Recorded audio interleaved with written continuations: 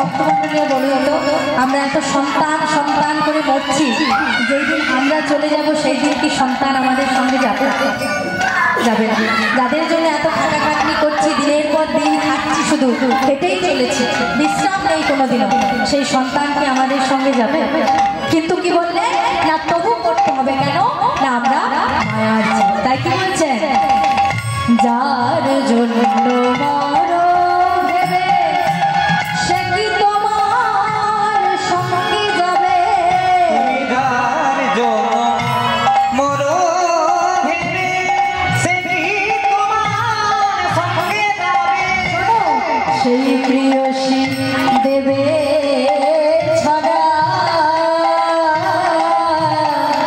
দেখো দেখো অমঙ্গল হবে বলে।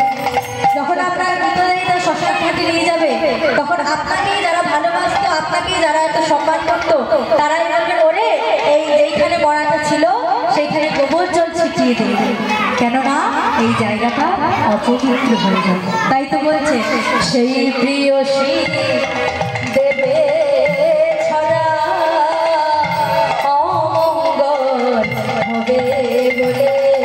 ভেবে দেখ মন কেউ কারো নয়, মিছে ভ্রম ভূমণ্ডলে। ভেবে দেখ মন কেউ কারো নয়, মিছে ভ্রম ভূমণ্ডলে। ভেবে দেখ মন কেউ কারো নয়।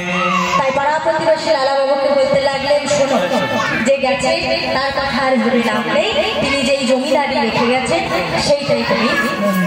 তাই লালাবাবু আস্তে আস্তে সমস্ত জমিদারির দায়িত্ব তিনি আস্তে আস্তে সামলাতে লাগলেন।